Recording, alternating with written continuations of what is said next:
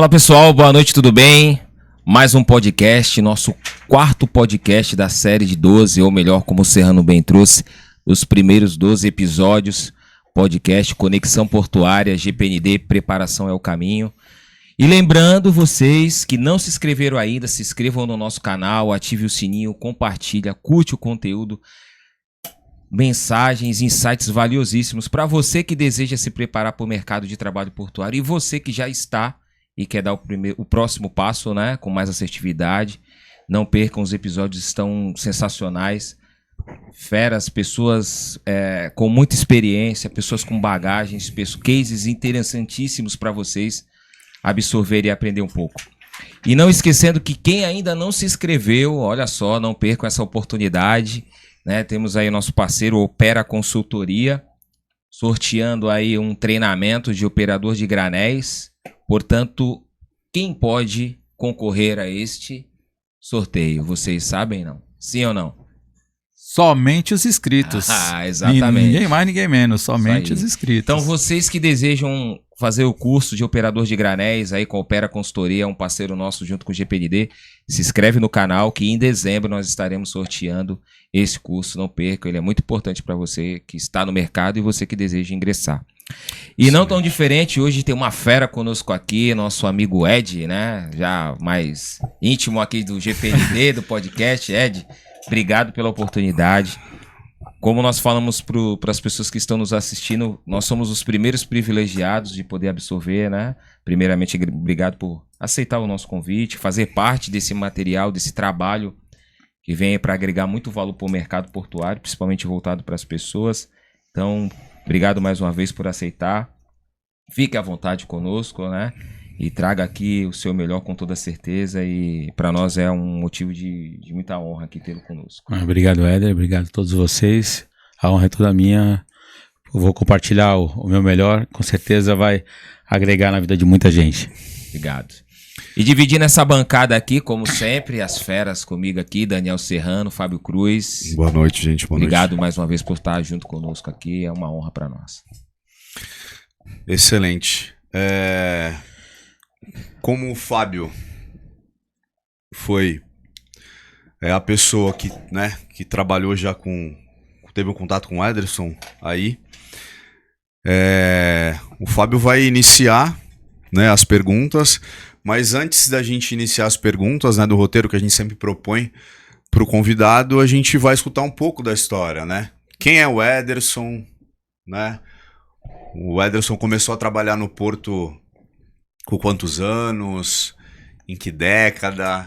É que muitas vezes a gente não fala, esconde a idade, né? Mas quando que ele começou, né?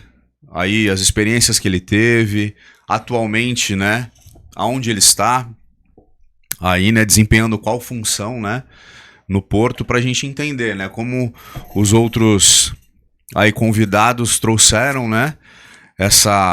Essas informações que, como a gente já viu, que agrega muito, né? Agrega muito esse conteúdo que eles estão trazendo. Então o Ederson vai estar falando um pouco sobre ele, sobre a história dele.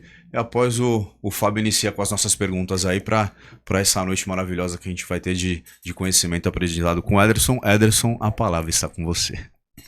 Estou pronto aqui para ouvir vocês. Perguntem, estou à disposição. Estou aqui. O que vocês querem saber?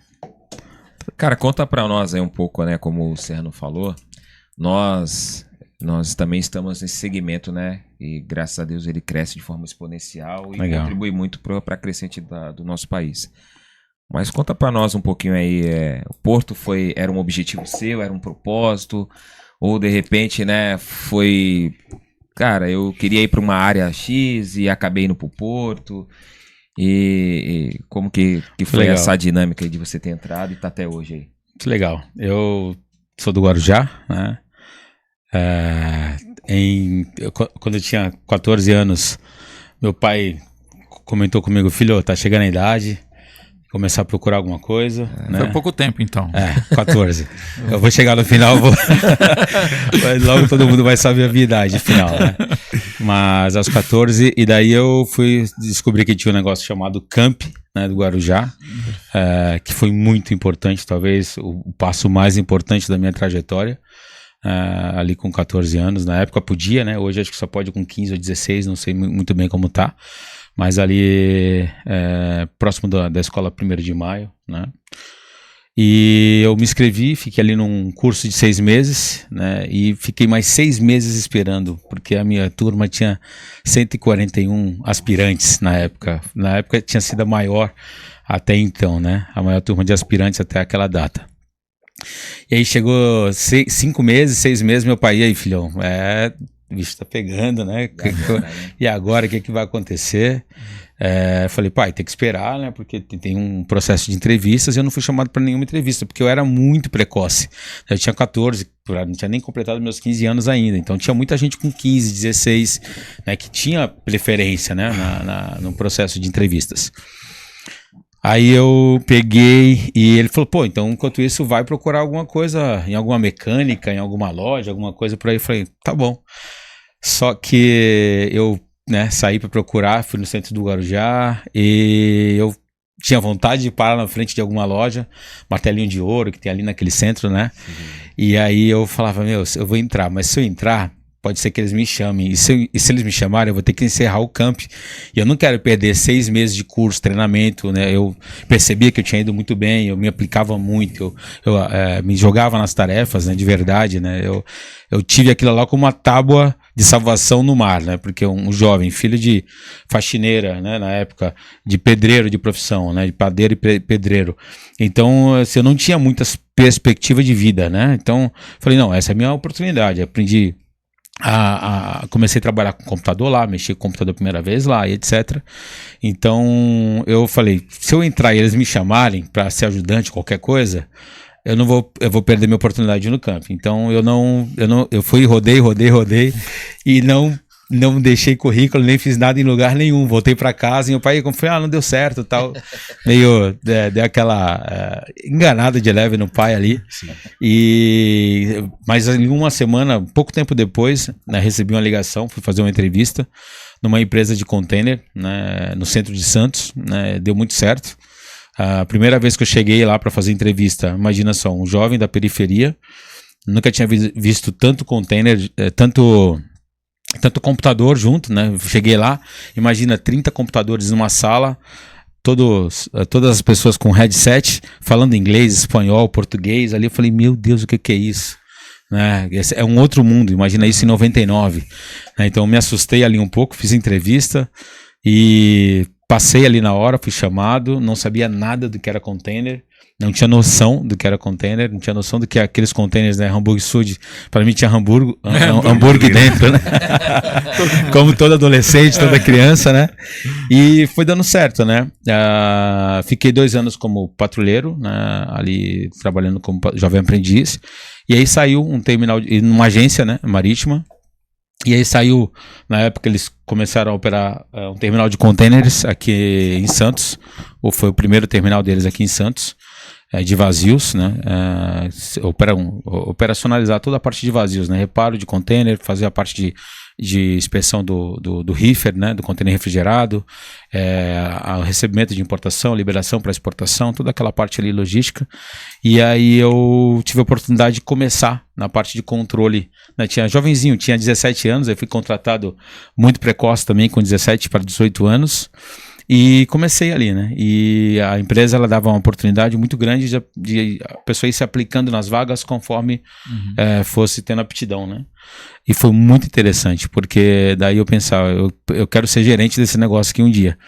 Então eu me apliquei para todas as vagas. Então eu fui controle, ajudava no gate, sabia a fazer a parte do pátio, né? De conferente, quis entender como que era fazer o conferente. Lavagem de container, a parte administrativa, compra, Compras, fui responsável ali por departamentos de almoxarifado e compras durante um tempo. Financeiro, ajudava a pagar os boletos, as coisinhas ali. A parte de RH, DP, entregar ticket pro pessoal. Então eu fiz questão de rodar todos os departamentos da empresa possível, até ir para uma outra área, depois de alguns anos, como assistente de operações, para a parte da agência mesmo. Daí eu me transferi da parte do Depot para a agência. E aí tive outros contatos, né? E realmente mais a parte da importação e exportação, atendimento ao cliente, operações de navios, e desenvolvi muito aí a parte do inglês, né? A parte da graduação, fui mais nessa área. Então, desde então, nessas épocas eu já estava viajando o país dando alguns tipos de treinamento, porque eu gostava de entender sistemas, né? De entender, ser super usuário dos temas em que eu trabalhava. Sempre, eu gostava de ser key user, super user, e aí dava treinamento, então tive a oportunidade de ir para outros estados dar treinamento e desenvolver também algumas novas unidades da empresa em outros portos, né, novos depots de vazios. Tive a oportunidade de começar alguns depots aí, então imagina que eu tinha que ajudar a passar cabo, montar mesa, montar CPD, então eu me jogava em todas as aventuras que eu podia, né, o máximo que eu pudesse ali, me jogava, porque eu sabia que aquilo ia contar muito para minha bagagem, né, para minha estrutura enquanto profissional. Mas você era só assistente de operações, mas na minha cabeça eu era gerente, né, eu era gestor, na minha cabeça eu estava já pensando em outras fases dali há alguns anos, algumas décadas na frente, né, e sempre quando eu via algum gestor que viajava e chegava com a maletinha na época, ninguém tinha laptop quase, só os gestores e gerentes principais. E eu falava, deve ser muito legal viajar e chegar com um computador assim, notebook, né? E deve ser muito diferente. E aí eu visualizava isso e tinha aquilo como padrão, né? Pra tentar chegar naquilo algum dia. Então era imparável, né? Eu trabalhava muito, né? Hoje eu não aconselho as pessoas fazerem isso, porque fazia faculdade, inglês, fazia aulas extras de inglês também, porque tinha que aprender, porque sabia que para poder ter oportunidades precisava ter isso, e isso que a molecadinha não entende muito, né? Que é muito no oba-oba, quer ir na parte, acha que o relacionamento é muito importante, mas até pra gente conseguir ajudar algumas pessoas, dar oportunidade, às vezes a gente não consegue porque não tem o básico, não ingressaram na faculdade muitas vezes, não estão falando inglês, não tem o mínimo de espanhol. Isso eles perdem muitas oportunidades, né? Então trabalhei nessa empresa por 17 anos, então fui de jovem aprendiz até gerente de operações, né? Trabalhando nos portos de Santos, tive algumas rápidas passagens ali em Itajaí, passei por Paranaguá, fui a Rio Grande também iniciar um depósito lá, teve algumas outras viagens que eu não lembro, mas eu tive essa oportunidade de trabalhar, né? E nessas áreas aí fui ser gestor de operações em Paranaguá, depois já em 2013, se eu não me engano. E foi muito legal, porque eu cheguei lá e uma semana depois que eu cheguei em Paranaguá, o terminal que ia tomar conta, né, a parte de operações, pegou fogo, né? Então, imagina que tinha ali vários terminais pequenos, né, vários depots, né, que a gente chama de depots, terminais de vazios, e a unidade que tinha um armazém pegou fogo. E eu falei, agora, né? Tem um monte de operações, eu vi ser gerente de operações, o terminal principal pegou fogo, como vai ficar esse negócio todo, né? E aí a gente pegou várias operações que tinham pequenas, né? Transformamos numa operação grande só, num depósito só. Então tivemos que reformular toda a parte das equipes de operações, né? A gente levou algumas pessoas de Santos para lá. Mudar toda a logística. Organizamos toda a logística. E eu brinco que toda a minha parte, a parte, né? Desde que comecei a ter algum tipo de gestão, foi sempre chegando no caos, né? Chegando ao meio ao caos. Então foi sempre muito desafiador. Só que graças à base que eu tinha participado de todas as áreas de um terminal de vazios, e na agência também, né? Operações, documentação, a parte de bancos. Então também conhecia muitas áreas da agência, né? Reconciliação de navio, a limpeza de navio, que a gente chama de a parte documental, né? Não propriamente do navio fisicamente, né? Mas a parte documental ali, reconciliação de documentos, importação, exportação. Então, às vezes a gente está conversando com as pessoas, a pessoa fala, não tem nem idade para isso, né? Então hoje eu tô com 41, né? A gente já rodou aí o Brasil inteiro. Em 2016 eu saí dessa empresa onde eu passei 17 anos. A gente começou um negócio próprio ali em Paranaguá, então fiquei 8 anos e meio em Paranaguá aproximadamente. Foi muito bom para mim. E aí nesse período eu achei que ia tirar um ano sabático para meu lado espiritual, né? Para dedicar um pouco a essa coisa que eu sempre gostei, né? E aí achei que ia ficar só 6 meses fora da área, um ano. Acabei ficando um pouco mais de 5 anos, até chegar a pandemia, né? E quando chegou a pandemia, eu não estava com o negócio preparado para o digital e acabei voltando, né, para uma oportunidade num depot para ser coordenador de operações. Aceitei essa chamada aí e deu muito certo, porque daí fiquei 1 ano e meio nesse depot e fui convidado aí para o Pará. Eu trabalhei 1 ano e meio, aproximadamente 1 ano e meio no Pará. Então, para mim foi muito rico, né? Porque daí eu conheci as operações do Sudeste, Santos, né? Aqui, que tem de tudo, né? O maior conglomerado de depots aqui da região, praticamente da América Latina, né? E aí consegui aprender muito das operações do Sul. E então agora eu estava indo para o Norte também aprender lá. Fiquei quase 1 ano e meio lá. Foi muito bom também. Foi meio caótica a minha chegada. Confundiram, né? E acharam que de alguma forma eu era rico e fui assaltado dentro de casa com a minha família. Foi bem pesado, foi bem desafiador. Mas passamos por isso. Minha esposa, que é uma grande guerreira, eu perguntei, quer voltar para Santos? Vamos voltar para Santos, a gente aplica lá em alguma vaga em algum lugar. E ela falou, não, isso poderia acontecer em qualquer lugar, com qualquer um, vamos continuar aqui, se a gente está aqui, a gente vai vencer aqui. Então aquilo foi muito bom, muito forte da parte dela. E a gente continuou ali, e aí 1 ano e meio, aí hoje fui encontrado, né, por alguns amigos que precisavam de alguém com meu perfil, para logística, para supervisão de equipamentos e manutenção e reparos, né, que a gente chama de M&R, para um agente marítimo de novo, né, daí eu voltando para a agência, né, porque já tinha trabalhado na agência, trabalhado em depot, e estando lá no Norte, teve essa vaga que eu me apliquei para vir para uma armadora aqui em Santos, né? Então, regressando para casa, na supervisão de um departamento de operações terrestres, né? Inland Operations, né?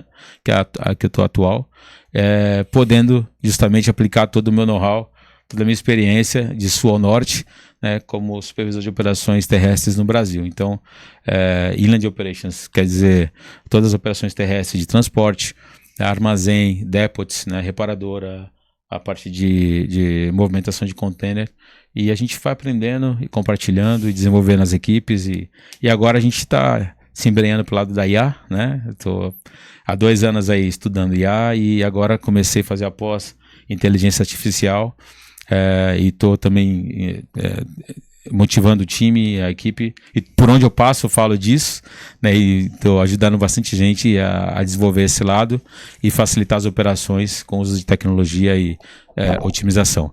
Em 2007, quando eu fiz meu TCC, faz bastante tempo, né, gente? 2007 faz uns anos aí. Eu já fiz meu TCC na época, foi sobre a importância da automação, da automação e informatização nos terminais de contêineres vazios. Então, lá naquela época, eu já desenhei operações que eram manuais, vistoria de container, recebimento de container, no gate, né, no pátio, etc. Eu já desenhei fluxos em 2007 que já eram sem papel, totalmente automatizados. Só que, de alguma forma, não foi compreendido, né, para a época, nem pela minha diretoria, nem pelo mercado, não tinha ferramenta para isso naquela época. Sim. E hoje a gente vê que tá inundando o mercado de ferramentas desse tipo. Né? É a nossa realidade. E ainda tem depots no Brasil inteiro que não tem esse nível de tecnologia. Alguns já conseguiram, já existe tecnologia para isso, mas eu tenho a oportunidade de andar pelo Brasil, passei 10 dias agora no Sul, né, em Itajaí, Navegantes, Paranaguá, Itapoá, São José dos Pinhais, e tem lugares que a gente passa que tem zero tecnologia embarcada no pátio, e alguns têm um pouco mais de tecnologia, mas tem um hiato ainda muito grande entre o bom e o ótimo nessa área. Então a gente também está automatizando as rotinas e os trabalhos aí para ganhar tempo e deixar que o ser humano faça aquilo que a máquina não consegue fazer, né? Que é atender bem as pessoas e melhorar a vida delas. É um hub de hard skills, né? Concentrou todas as habilidades numa pessoa. Como é que o Zé fala aí? Tá com papel? Tá com papel e caneta na mão? Já anotou? Já anotou algumas coisas? Que já vieram vários insights maravilhosos aí. E uma breve história, né? Um breve relato aí que o Ederson trouxe aí sobre a vida, a carreira e a trajetória dele, onde ele tá atualmente, né? Aplicando desses conhecimentos. Então, que vocês continuem. A gente vai guardar aí um minutinho para que você pegue seu papel, pegue a sua caneta, né? Com bastante tinta. Façam anotações que com certeza já foi falado muita coisa, mas o que vai ser falado vai transformar muita gente, né? Vão transformar essas palavras, esse bate-papo que a gente vai fazer vai transformar muitas vidas aí, com certeza. Sabe o que eu achei extremamente interessante que você tocou no assunto? Eu trouxe memórias aqui. O quanto, às vezes, as pessoas não fazem ideia que quando a gente vai tomar frente de um terminal, às vezes a gente tem que cair para aquela mão de obra primária. Quem já caiu para um terminal de depot, iniciando um terminal de depot, que não passou cabo, não instalou a luminária, não montou computador, não testou o sistema, é muito difícil. Exato. É uma coisa muito natural de quem do nosso meio, de quem vive isso, de saber que não é só pelo qual tu foi contratado, é toda a estrutura que tu se envolve, é uma entrega incrível, né, que você tem que ter. E eu acho barato que é o seguinte: você trabalha a gente vem da tua história num segmento que é muito humano. E de repente você olha toda essa estrutura, você pensa de uma forma visionária em como transformar isso, como tirar ou como amenizar ou potencializar. Porque a partir do momento que você pensa assim, vou tirar a mão de obra humana. Mas por que você vai tirar? Porque eu vou direcionar ela para uma visão mais assertiva. Eu vou tirar ela de carregar alguma coisa, porque enquanto ela não carrega nada, ela pensa num processo melhor, numa entrega melhor. E agora, pensando muito no que a gente colocou aqui, equipes, né, focadas em excelência. Hoje, pessoas, inteligência artificial, tecnologia, tudo acontecendo, como é que é na tua cabeça isso? A excelência que não envolve somente as pessoas. Como é que fica isso para você? Como é que você define isso? Acho que o maior desafio é realmente trazer as pessoas para a mesma frequência, né? Porque alguns têm o tímido que entende que isso é projeto ainda, isso é futuro, essa parte de tecnologia, e outros que pensam que é só tecnologia, né? Então, trazer as pessoas para tua frequência é o maior desafio, né? É o meu maior desafio e é o maior desafio das grandes companhias hoje. Primeiro, fazer com que eles entendam, né, que o que eu penso, que eu converso muito com os meus times, né? Existe uma planilha que você vai fazer. Você fazer a primeira vez, eu brinco, né? Faz um papel de pão, não tem problema nenhum. Não precisa ser nada bonito na primeira vez. Faz no papel de pão, não gasta energia com isso. Gasta energia depois para automatizar o processo. Então a gente coloca no papel de pão e aí pensa, se você conseguiu pegar aquela informação, o que te forneceu aquele dado? Foi um sistema? Aquele sistema gera relatório? Gera relatório. Aquele sistema dá para automatizar a entrega do relatório a cada tantos dias, ou a cada tantas horas, ou uma vez por dia? Dá. Tem um outro sistema que consegue ir lá capturar essa informação e ler essa informação? Dá. Então, para que eu tenho que ficar todo dia entrando, gera o relatório, baixo, copio, colo, analiso a informação?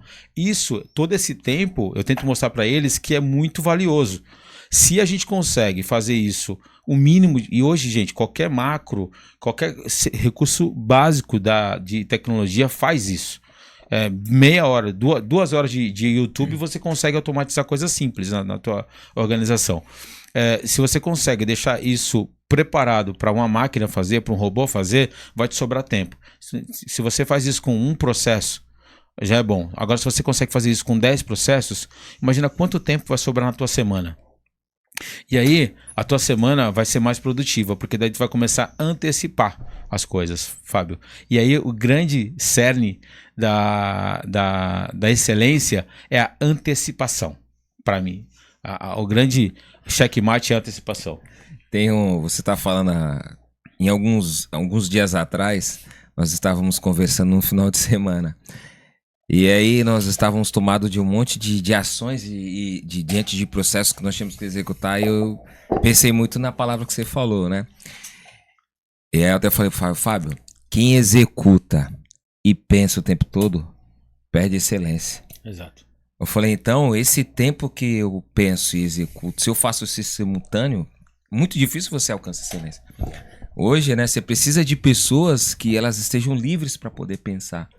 Né, tem o dado e a ciência do dado. Falei, cara, eu estou gastando uma energia com pessoas que podem estar buscando outros meios, outras ferramentas, ou melhorando as ferramentas, mas elas estão computando, estão estratificando, coisas que a automação pode dar. Pode dar. Mó barato, né? A gente falou, pô, quem executa e pensa perde excelência. A gente falou sobre isso em umas 2 semanas. Exato.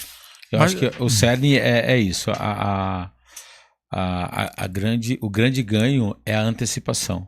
Se você consegue antecipar os fatos, os problemas, você consegue. A gente brinca sempre, né? Que guerra avisada só perde quem quer.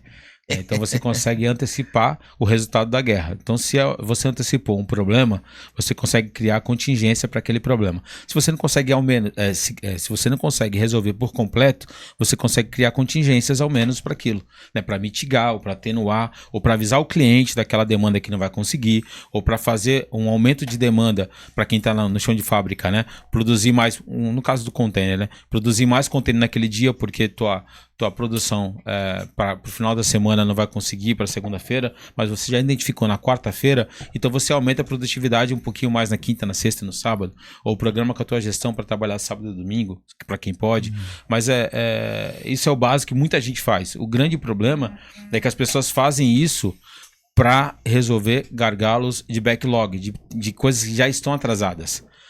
E aí tem um grande problema, Fábio, na minha opinião, que muita gente gosta de trabalhar com sistema de mutirões. Vamos trabalhar final de semana para resolver isso. Aí trabalha, resolve. Daqui a pouco, passa mais 3 semanas, tá tudo atrasado de novo.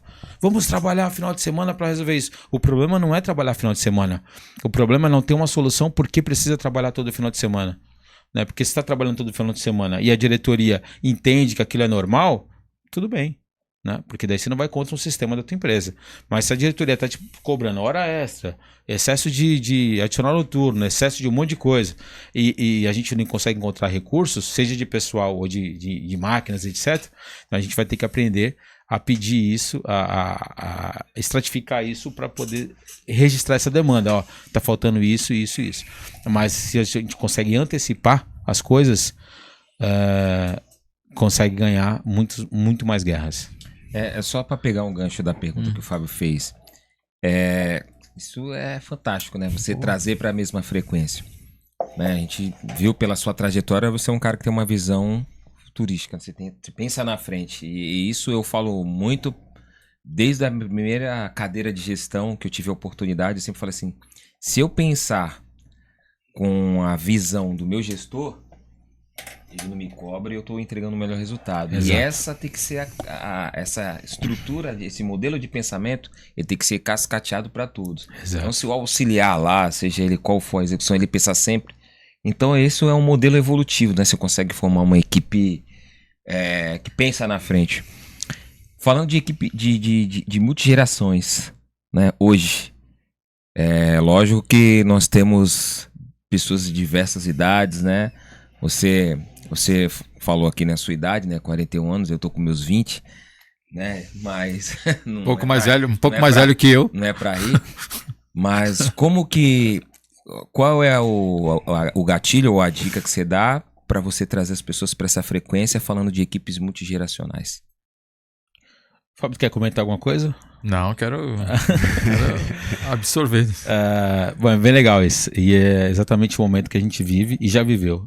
Eu acho que a coisa mais bonita, uma das coisas mais bonitas na gestão é conseguir justamente trabalhar com os extremos, né? Então a gente tem todo tipo de pessoas, eu sempre comento, né? Tem gente casada, gente solteira, gente que tem um filho, gente que tem 5 filhos, gente que é viúvo, mãe solteira, tem de tudo numa equipe, né? Gente que é 20 anos e tem gente com 60 anos. E essa diferença entre as pessoas e você conseguir fazer com que elas consigam atuar na mesma frequência é muito raro e é muito difícil. Então a gente tem que ter recursos para lidar com isso. A gente tem que entender que cada um tem uma história de vida, cada um tem uma facilidade e cada um também tem a sua necessidade ou deficiência, se assim a gente pode falar. Então a gente, enquanto líder, né, enquanto à frente de alguma liderança, tem que entender isso. A gente precisa entender isso e não trabalhar com igualdade, né? Porque a igualdade aqui, ela entra como uma faca que corta as pessoas e todo mundo no mesmo padrão. Então ela vai ignorar as facilidades de alguns e também ignorar as deficiências de outros. Então a gente precisa entender a necessidade de cada um e a fortaleza de todos, né? E aí o que eu entendo, né? Eu sempre comento, né? Eu tive no meu time pessoas que amavam análise de dados, mas não gostavam de lidar com pessoas. E tudo bem, nem todo mundo precisa gostar de lidar com pessoas. Com certeza. Embora essas pessoas, quando submetidas a trabalhar com pessoas, elas lidavam muito bem. Só que você percebia que no final do dia elas estavam extremamente esgotadas. E a gente não quer pessoas esgotadas, a gente quer pessoas felizes. Pessoas felizes entregam resultados melhores. Né? Para mim é muito claro isso. Sim. E aí o que eu precisei fazer? Entender com a pessoa, buscar com as pessoas isso. E eu deixei essas pessoas cuidando de assuntos extremamente técnicos, né? E essas pessoas ficaram extremamente felizes. E aí outras que estavam fazendo atividades menos comerciais passaram a trabalhar mais diretamente relacionado a pessoas, né, fornecedores. E tudo bem, também essa pessoa gostou. Então, entender essa facilidade. Eu vou conseguir fazer isso sempre? Vai ter o que cada um gosta o tempo todo? Não. Mas se eu conseguir identificar e ter o máximo de vezes possível, eu consigo tornar a vida das pessoas mais leve. E se eu conseguir tornar a vida das pessoas mais leve, eu consigo ter a minha vida enquanto gestor mais leve, com menos rusgas, com menos problemas, com menos coisas para resolver pessoais deles, porque daí eles vão ter que ir menos em médicos, no sentido de preocupações ou doenças psicossomáticas, né? Preocupações ou brigas em casas, relacionamentos. Olha quanta coisa a gente pode fazer na empresa que envolve a vida pessoal da pessoa, né? Então, lógico que a empresa não é um conto de fadas, né? Existe ali, as pessoas que estão ouvindo a gente agora podem pensar, mas essa empresa não existe, né? A gente que está aqui no Porto, né, levando pedrada, chuva, sol, não dá pra gente escolher o que fazer. Esse é o grande desafio do gestor, né? Será que tem gente que gosta de estar ali, né, no dia a dia, carregar o peso, estar na frente da linha de trabalho, e tem gente que vai preferir estar com a prancheta, cuidando dos números, cuidando do apontamento. É só tentar entender isso. Cara, isso pra mim é maravilhoso. A gente que também trabalha com pessoas, né, diretamente, aí com pessoas e traz os resultados, né? Ou os resultados são trazidos através das pessoas. Como é que tu conseguiu ter esse feeling e identificar isso? Também foram treinamentos, isso também já é uma coisa tua, esse lado empático realmente de entendimento, foi alguma coisa trazida junto ao RH? Como é que tu conseguiu fazer essa leitura e trabalhar isso, né? Até para trazer essa felicidade para as pessoas. Desenvolver esse modelo de gestão. Sim. É interessante a tua pergunta e tem várias fontes, né? Porque eu tenho uma raiz muito pobre, né? Muito humilde, no sentido de quase a linha da pobreza, quase linha de necessidade. Então, tenho situações aqui pessoais que eu posso falar. Eu já vi minha mãe, por exemplo, a gente ir para a igreja final de semana, no domingo, minha mãe sair atrás tinha uma cantina e do lado da cantina tinha assistência social. Então, eu já vi minha mãe sair da assistência social com um saquinho de arroz pra gente em casa, porque não tinha. Então, isso foi criando algumas sensibilidades em mim. Então, eu passei a cuidar mais. Então, eu passei a ajudar na assistência social, porque daí eu fazia parte de um programa onde a gente ia nas casas pedir alimentos não perecíveis para dar assistência para o pessoal do Morro do Macaco, pessoal do morro dos morros aqui da periferia do Guarujá. Eu era de baixo da Vila Zilda e Vila Edna, mas a gente pedia alimento para ajudar o pessoal que ainda era, na época, um pouco mais necessitado, né? Então, fui me envolvendo por esse lado social e sempre envolvido com a parte social e de áreas vulneráveis da sociedade. E eu sempre voltado a entender a necessidade das pessoas e o que fazia elas felizes ou não, né? Abrindo só um parênteses, eu me frustrei muito quando eu, uma vez, enquanto gestor, queria promover um rapaz para controle. Ele era do gate e ele não queria. Eu falei, cara, como tu não quer sair do controle? Tu vai ganhar mais, tudo mais, tu não quer sair do gate, né? Para mim, a felicidade era ser promovido, era ganhar mais e era estar numa posição melhor. E pro cara não, era estar no gate fazendo aquele trabalho que ele se sentia mais realizado. E ele não queria a pressão de estar no controle, porque o controle trabalhava menos com o motorista, mas trabalhava analisando os números e tendo que falar com o cliente, e ele não queria. Então ali já foi uma percepção que eu tive também, que ele não ia ficar feliz ali, né? Eu insisti, ele se deu bem, né? Graças a Deus, né? Foi bem, teve suas necessidades, eu tive que amparar algumas necessidades dele com alguns treinamentos. Mas, fechando esse parênteses, uma das vezes que eu percebi que essa necessidade de estar a pessoa certa no lugar certo. Embora para mim fosse melhor ele estar em outro lugar, mas para ele não. Foi uma das vezes que eu percebi isso, tá? E combinado também com muitos treinamentos, né? De desenvolvimento de pessoas, liderança, livros, tudo que vocês possam imaginar num combo de 25 anos de experiência, e também somado as lideranças ruins que eu tive, né? Que eu queria estar fazendo alguma coisa, fazia alguma coisa extremamente bem, e as pessoas que estavam à frente queriam que eu fizesse outra coisa em outra área que eu não tinha habilidade nenhuma naquilo, só que dentro do esquema de organograma da pessoa era para eu estar fazendo aquela outra coisa. Então eu tinha que fazer uma rotina que para mim era chata. Eu, por exemplo, eu não me dou bem com rotinas repetitivas, né? Por exemplo, conferir BL. Então tem que ficar conferindo BL. Tem uma estrutura que você tem que conferir NCM, número do container, número de lá, carga, se é perigosa, se não é. Eu passo mal, no 10º tem que conferir 200. No 10º já tô passando mal, meu olhinho já tá tremendo. E é muito simples, é uma rotina que se colocar para um jovem aprendiz fazer, ele vai fazer aquilo 1000 vezes no dia. E eu tenho essa dificuldade. E, por exemplo, eu tive que fazer isso alguns meses, né, da minha vida. Então, o que eu combinei com um amigo? Tinha outro serviço que era carta de correção, que tinha corrigir BL, fazer uns negócios que eram muito mais complexos, que o time não gostava de fazer. E o que eu fazia? Eu chamava isso para mim, que eu amava fazer isso, embora muito mais complexo, mas usava muitas outras regiões do meu cérebro e para mim era mais simples. E eu acabava como que eu posso falar? Nos bastidores eu trocava essas funções para que eu ajudasse eles e eles me ajudavam, e dava muito certo. Hoje tem um amigo que está nos Estados Unidos, a gente trabalhou junto, hoje trabalha na mesma empresa, mas ele está nos Estados Unidos, e ele me ajudava demais, e eu falava, cara, me ajuda porque eu não consigo, cara, eu tô olhando aqui, ele fazia 200 BLs, eu fazia 30, né? E ele era muito bom, eu falei, cara, mas deixa que a outra coisa eu cuido, por favor. Então assim, então eu fui entendendo essa necessidade, e eu sofria também por não poder fazer algo que eu gostava de fazer. E quando os gestores entendiam que ela ali era a minha área e falava, Edson, vai por aqui, preciso disso, desse relatório, preciso dessa análise de dados, preciso desse filtro, preciso desse Excel, faz uma planilha combinada, uma macro, escreve esse SOP, né, que é o POP também, né, esse procedimento aqui de todas as rotinas do Depot. Cara, aquilo passava horas e horas e horas e eu não sentia fome, não sentia sono, não sentia nada, e para mim era um prazer. O cara entendia que eu fazia aquilo bem, e me deixava fazendo aquilo que eu tinha facilidade. Então ele tinha o meu melhor, e eu fazia de forma feliz. Sim. E eu entregava muito mais. Então isso hoje, enquanto gestor, eu consigo aplicar isso o máximo que eu posso. Faz as pessoas entenderem a diferença entre pressão e tensão, né? Também. Porque quando você entende que em tudo que a gente faz, principalmente no segmento portuário, já que a gente trata aqui, tudo vai ter pressão.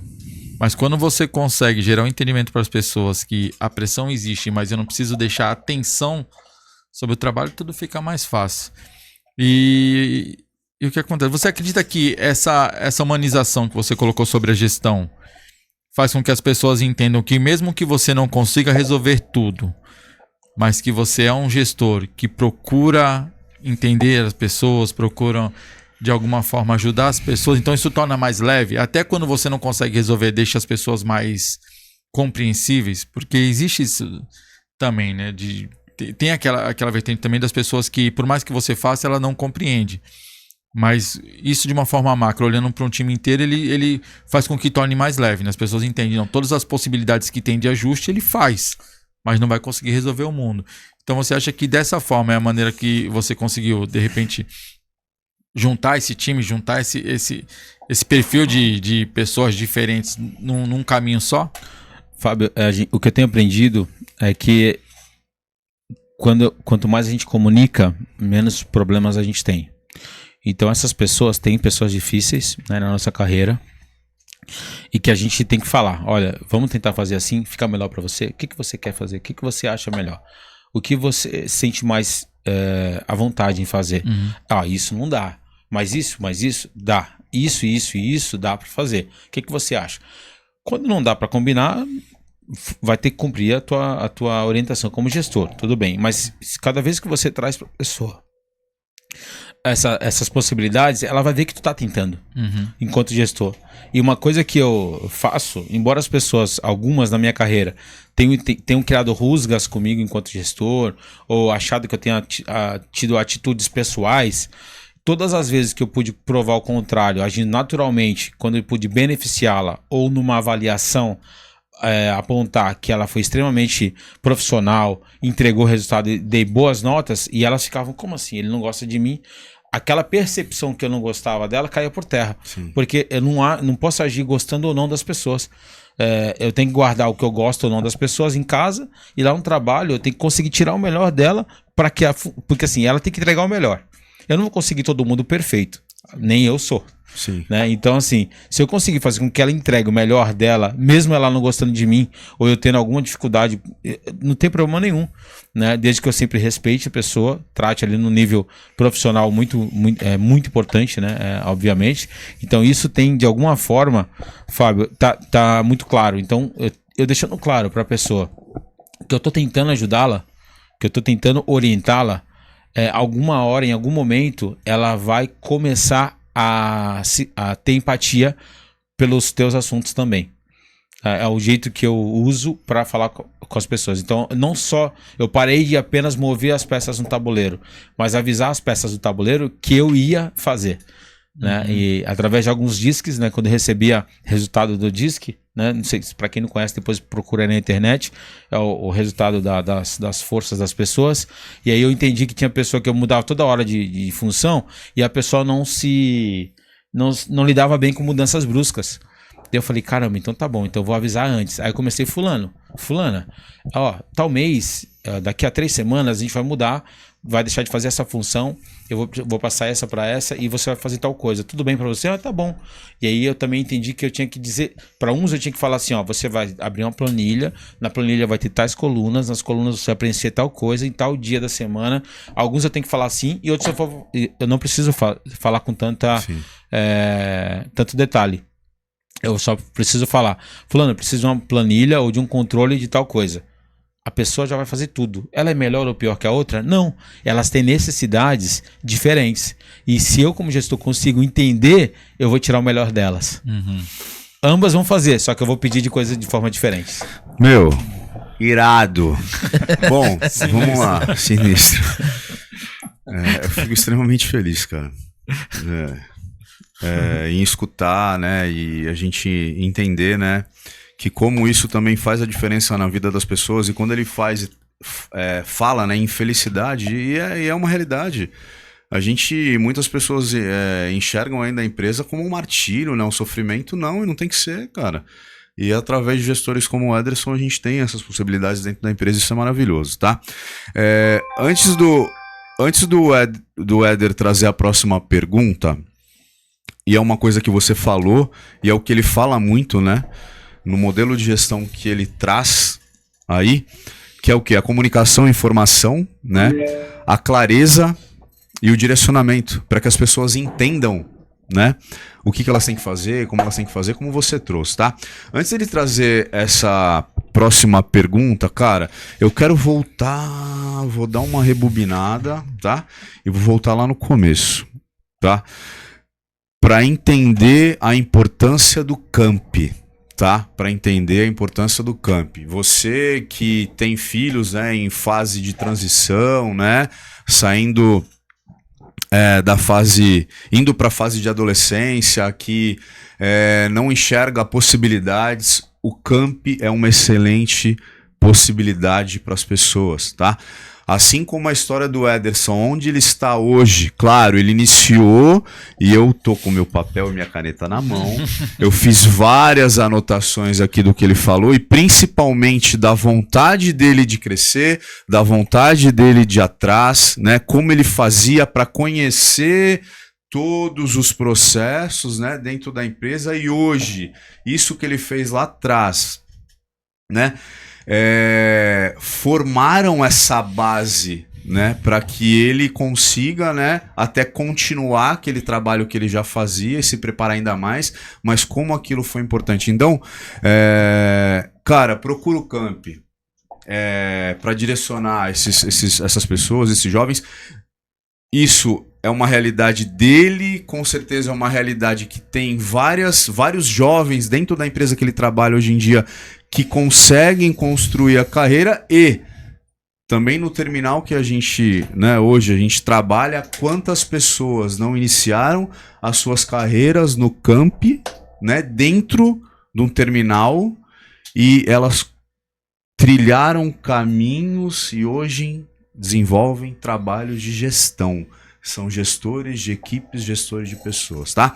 Então, só pra gente não deixar de falar sobre isso, que isso, pra mim, quando o Ederson começou a falar, cara, é importantíssimo demais, né? Importantíssimo demais.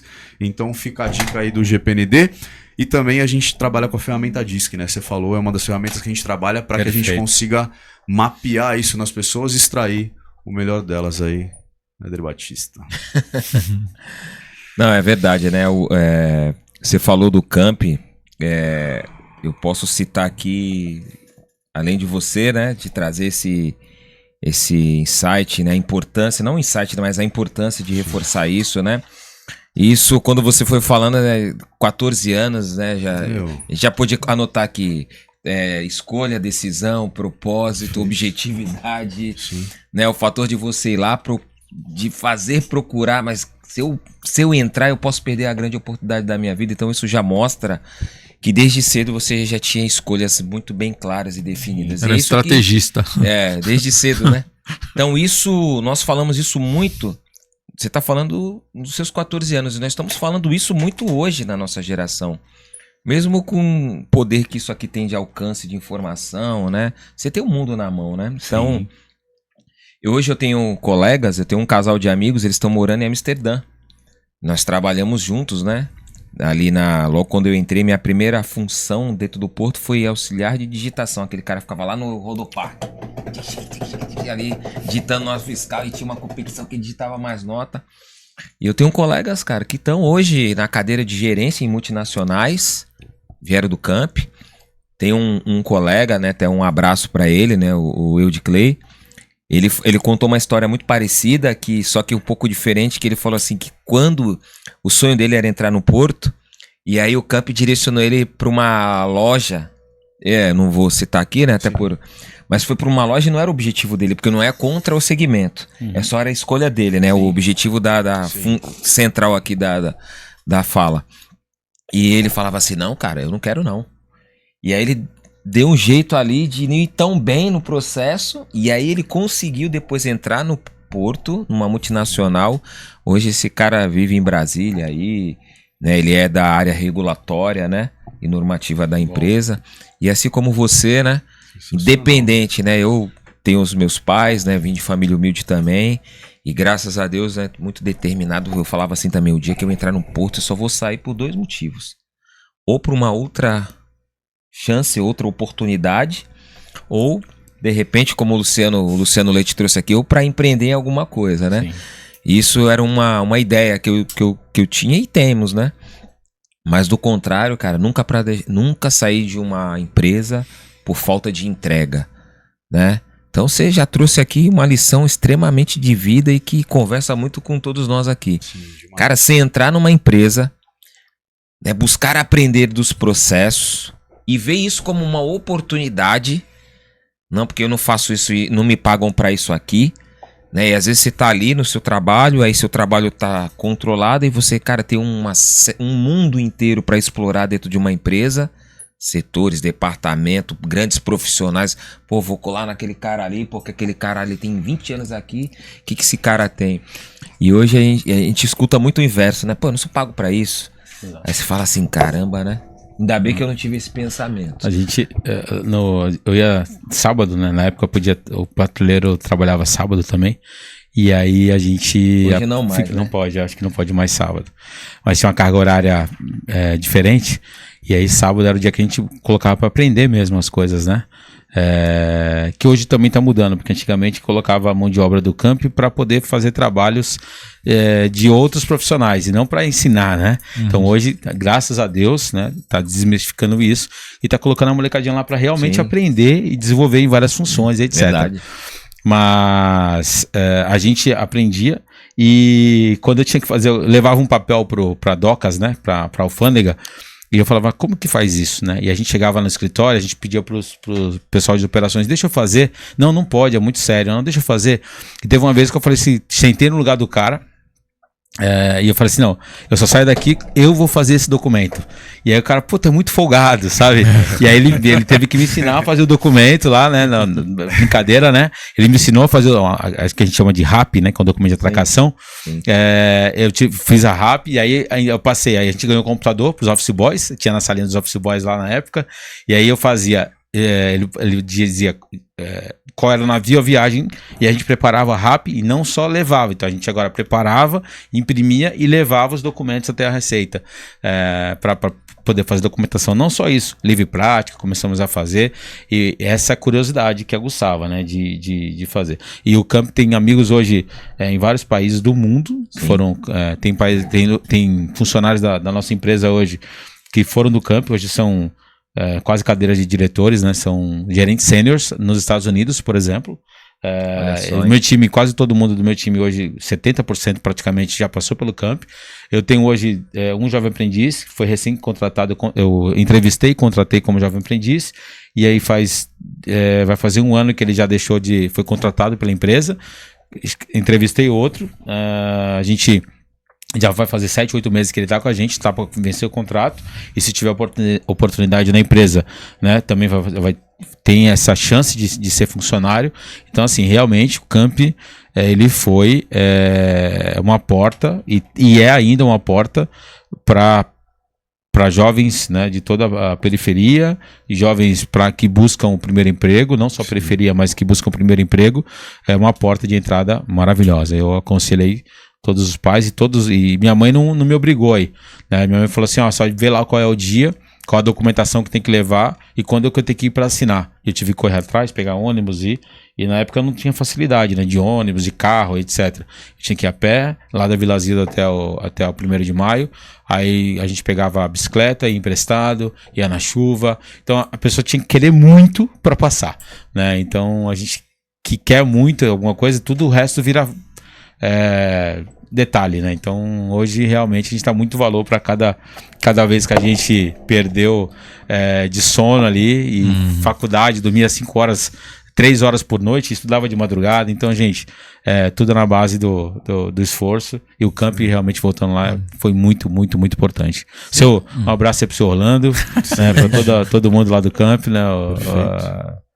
Dona Rosângela e a equipe deles lá. Maravilha, e fomentar, né, a importância desse trabalho que eles fazem, né? Hoje a gente tem várias, e Sim. tu traz esse teu depoimento, e acho que é mais ou menos nessa linha, né? E porque a preferência são para pessoas, né, e jovens que são mais humildes, né? Que os pais, né, os responsáveis não têm, né, uma condição financeira, e eu enxergo isso o quê? que essas pessoas, né, esses jovens vêm também com aquela gana, cara. Com aquela gana de crescer, de evoluir, né? Para também levar até uma coisa melhor para as próprias famílias. Então, cara, primeiro passo, sensacional, né? Maravilhoso. Se fosse hoje. Excelente. Hoje, se fosse pegar toda... Posso fazer agora aqui um brainstorm, você com vários de você mesmo, e você tivesse a possibilidade de voltar lá, você com 14 anos, já chamado e a participar da primeira entrevista na área portuária, e você pode dar um conselho hoje, com toda a bagagem que você tem, você vai voltar lá para você e você vai ter aqueles minutos para dar aquele conselho em cima de toda a estrutura que você tem hoje. Qual seria esse conselho? Construir pontes com os departamentos por onde você passa, com as pessoas, não só pontes com tecnologia, mas pontes com as pessoas. Eu fiz isso, poderia ter feito muito mais, e fui muito Caxias durante muitos anos. Era o certo pelo certo, não fez sai, não fez volta, tem que ser assim, ponto. E eu acho que dá para algumas coisas ter meio termo, né? Acho que dá para, lógico, não pode fugir ali do compliance, né? Mas uma letra errada numa liberação de motorista, mandar o motorista embora porque trouxe um número errado, né? E aí não recebeu uma carta de correção, porque a tua empresa disse que não pode. Então, de repente, trabalha para mudar esse processo, para melhorar isso, né? A rigidez, a burocracia pode atrapalhar muitas vezes a evolução de muitos processos e retardar o crescimento de muitas empresas. Então é construir pontes e não parar de estudar nunca. Eu sou um eterno aspirante, leio muito até hoje, estudo muito até hoje. O pessoal brinca que tem o Diego Roldão, né? Muita gente conhece ele, é muito conhecido, um grande amigo, que ele fala que eu estou em 2035 sempre, né? O Ed está em 2035, né? Porque estou sempre buscando material dos Estados Unidos, da gringa, né? Para ler, para antecipar, porque daí vai chegar aqui daqui a 2, 3 anos, então a gente consegue antecipar. Então por isso é importante estudar muito inglês, para poder beber água da fonte enquanto está limpa. Hoje, com a tecnologia, diminuiu um pouco o tempo, né? Então, o que acontece lá, daqui a 6 meses, 1 ano, já tá por aqui. Mas é muito importante isso, né? Construir ponte com as pessoas, né? Você, se tornar gestor, construir pontes entre o teu departamento e outros departamentos, e pontes também de tecnologia entre os departamentos da empresa. Excelente, hein? Você atende o teu anseio como resposta, Fábio, mas é isso. Tem um psicólogo, né? Um abraço pra ele, é o Diego Sanches. Diego Messias. Ele fala muito assim de um treinamento na época. Ele até fez muito parte assim até do GPD. Ele falava: você tem que ser investidor de relacionamento, né? E saber escolher as relações, de fato, é primordial. Cara, falando de excelência, né, operacional, né, desse contexto de resultado que nós vivemos todos os dias, você que é um cara que desenvolveu muito essa questão da tecnologia, como estruturar a formação de uma equipe na busca pela excelência com todos esses recursos hoje? O que você pode agregar assim, para essa galera que está nos assistindo, para os líderes, né? Como estruturar uma equipe de excelência hoje, com todos esses desafios, mas também com essas ferramentas que nós temos? Geralmente as oportunidades que eu tive de chegar numa equipe, né, como gestor, como eu disse anteriormente, foi em situações caóticas, né, de caos e pressão e etc. E algumas vezes eu já pensei que não fosse conseguir, porque o meu método pessoal é muito diferente do tradicional, né, de conseguir resolver as coisas, né, é muito meu em particular, né? Geralmente as pessoas tentam criar SOPs, né? POPs, né? Procedimentos operacionais padrões, onde todo mundo tem que seguir, né? Mas considerando que isso partindo do princípio, Éder, que você é gestor, né? Então agora estou falando para gestores, né? Sim. E para quem aspira a ser gestor, já pode, de repente, começar a atuar dessa maneira, mesmo sem ser. Pega a dica aí, pega a dica. Então, eu primeiro chego no meio do caos, eu vou pra trincheira, junto com todo mundo, sentir a dor do processo e ver tudo onde tá errado. Fazer, inclusive, as coisas que todo mundo já tá fazendo errado. Pra entender o porquê que tá sendo feito errado. Porque se estão fazendo errado, é por algum motivo. Ninguém sai de casa para fazer algo errado. Hoje eu vou fazer um processo errado. Quem em sã consciência faz isso? Não tem, né? Ou ele está fazendo porque ele não recebeu instrução. E aí, como gestor, como empresa, a gente criou aquele ambiente. Então, a partir do momento que eu peguei aquele ambiente, passa a ser minha responsabilidade. Então, eu estou criando aquele ambiente, eu não estou dando as ferramentas corretas, e eu não estou gerando o resultado que ele precisa, o drive, né? O guide que ele precisa, o direcionamento que ele precisa. Então eu vou para a trincheira, faço do jeito que eles estão fazendo, e aí começo a entender e desenhar um processo paralelo para ver se dá certo. Então eu vou testando, né? A base do teste e do erro. E aí eu vou construindo com o time, para eles irem construindo um novo processo enquanto eles estão fazendo o processo antigo. Então, quando eles entendem que, deu certo isso, né, tava liberando desse jeito, mas do jeito que o cara chegou e mudou, deu certo. Não é só mais um rostinho bonito, né? É a primeira coisa que eu pensei quando eu vi. Não é só mais um gordinho gente boa, né? Então, primeiro, quando eu venho para dentro da trincheira com o pessoal, já desarma muita gente. Porque daí eu sou mais um deles, né? Você cria essa conexão, já essa cria ponte. Sinergia. Sinergia com o time. Então ele falou, não é o meu chefe que está do meu lado, é mais um de mim, mais um de nós. Então ali eu consigo compreender o processo mais rápido, né? E sem filtros, né? Porque daí, mas por que tá fazendo isso? Não é assim, não é assado, né? A gente trabalhou com a pessoa uma época que tinha um jeito totalmente ríspido de lidar com a situação com quem errava, né? E eu sempre falo, gente, errem cada vez mais em coisas diferentes, mas errem. E é disruptivo isso, porque todo mundo fala para não errar, não pode errar.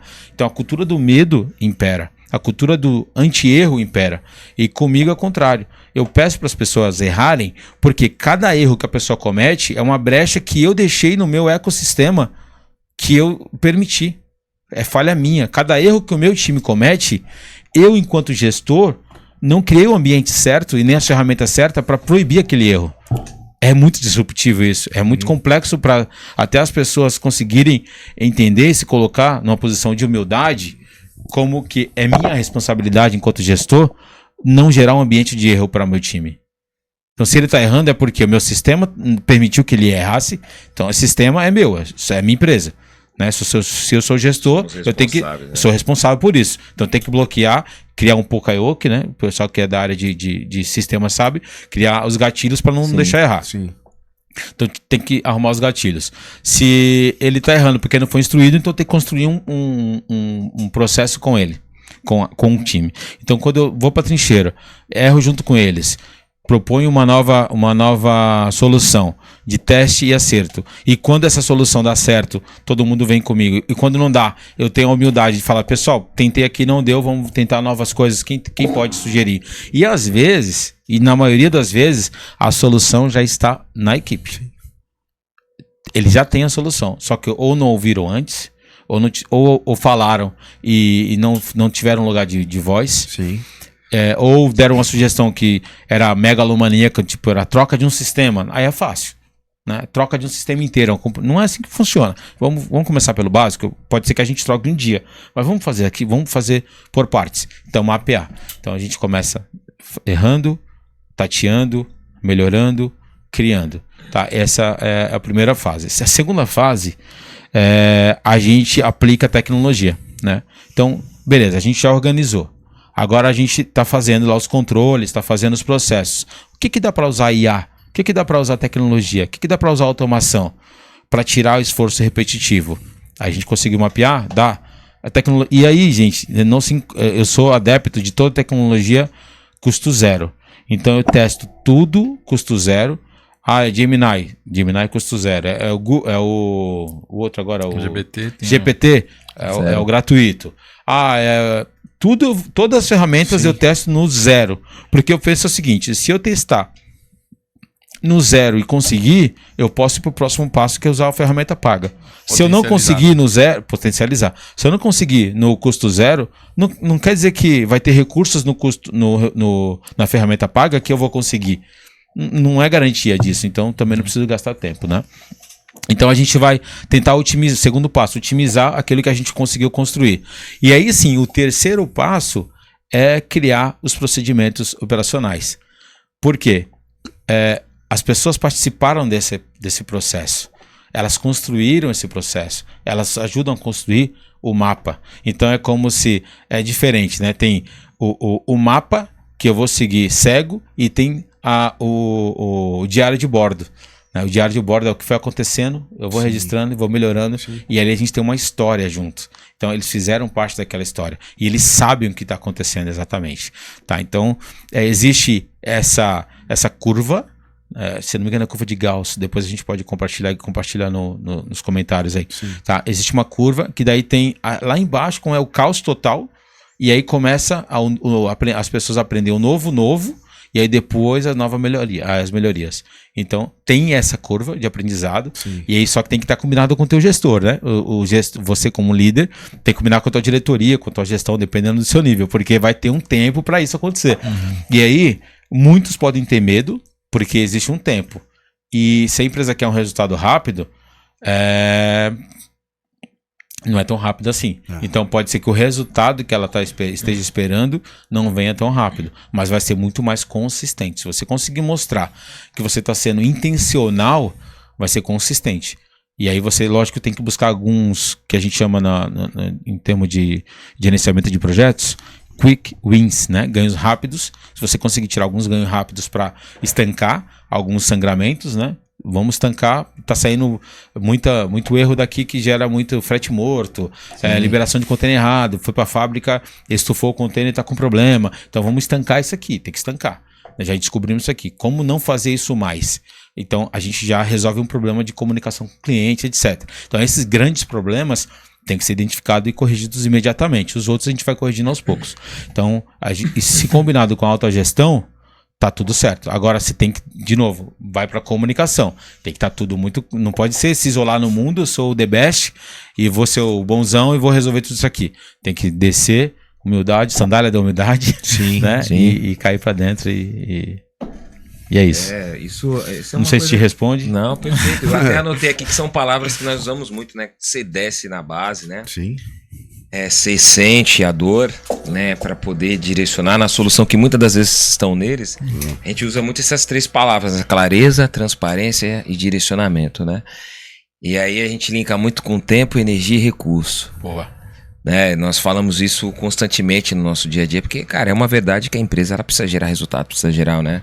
Só existe para isso, né? Exatamente. E quando você falou de ambiente, né? Nós temos uma influência gigantesca. Eu até li uma matéria há uns tempos atrás que a Heineken lançou um setor sobre felicidade.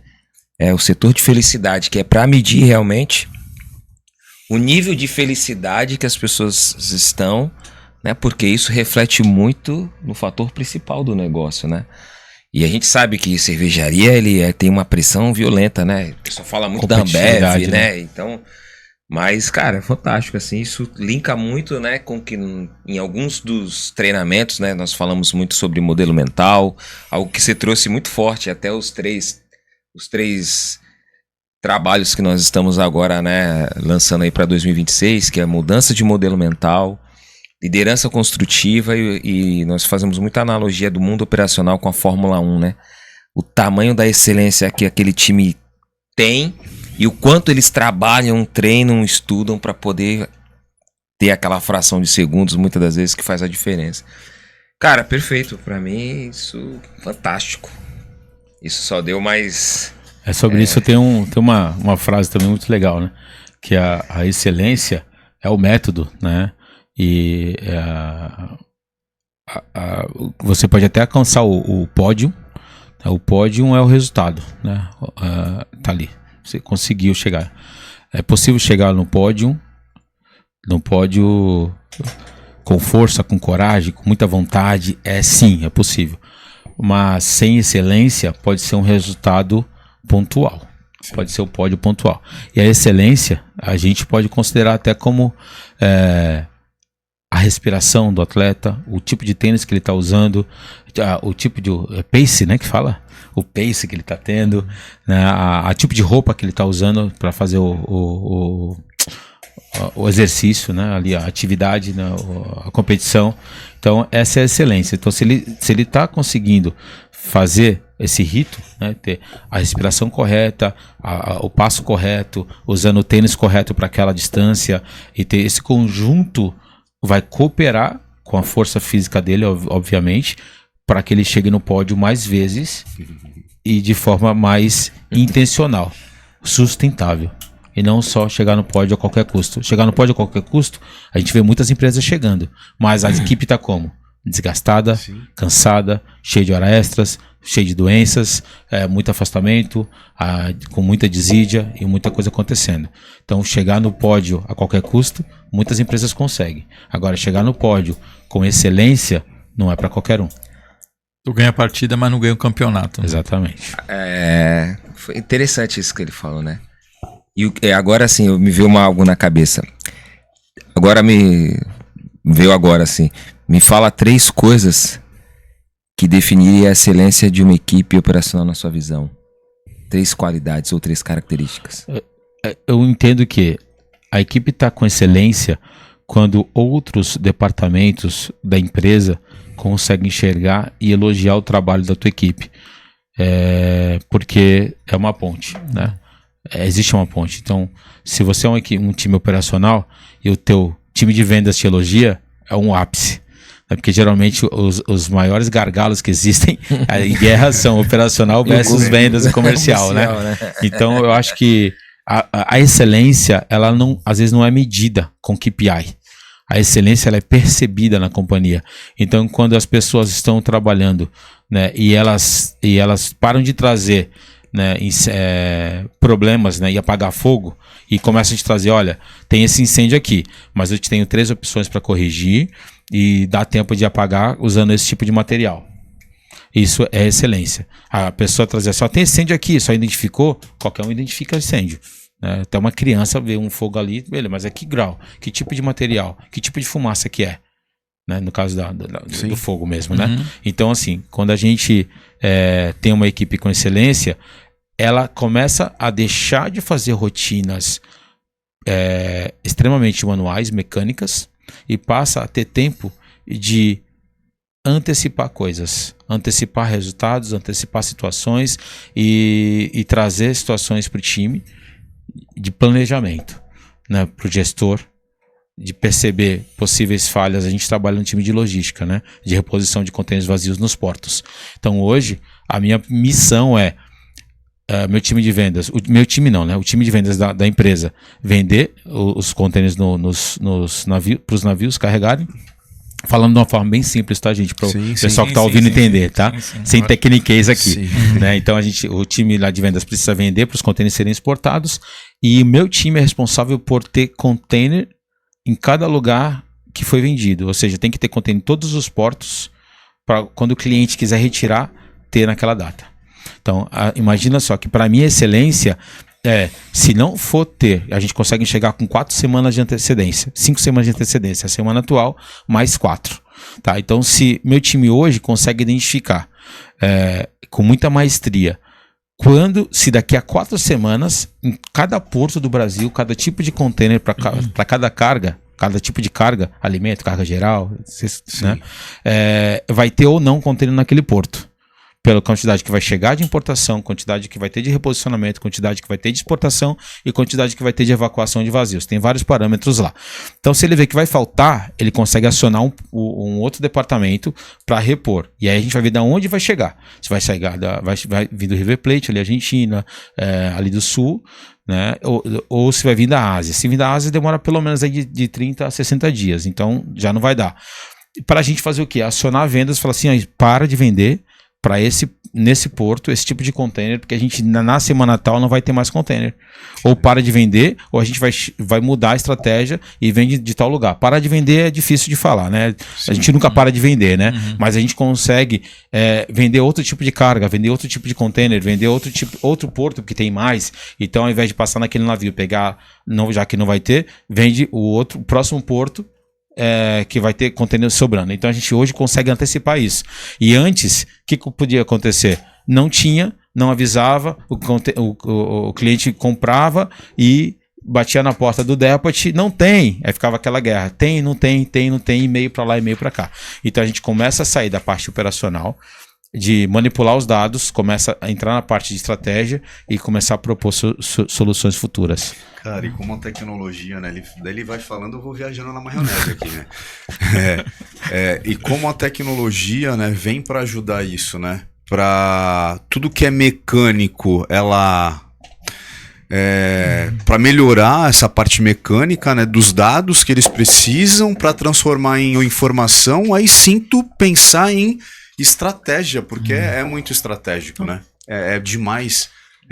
O trabalho com container é extremamente estratégico. E falando nisso, até para corroborar para as pessoas que vão ouvir, por exemplo, quando eu cheguei no departamento, a gente fazia isso em Excel. Então era uma planilha que recebia de todos os bookings, fazia as tabelas dinâmicas, que é maravilhoso trabalhar com tabela dinâmica. Só que eu via que perdia-se muito tempo filtrando para tomar decisão. Então o que a gente transformou? A gente fez um estudo e transformou tudo isso em dashboards, que são os gráficos. Então hoje eles clicam no botão, então vê lá todos os navios em forma de gráficos por semana, se estão cheios, se estão vazios, se já, da quantidade que foi vendida, quanto já foi atendido por semana, por tipo de serviço, por tipo de container, por tipo de carga. Então eles visualmente conseguem enxergar se vai faltar ou não. Não precisa só ter um monte de número na tela.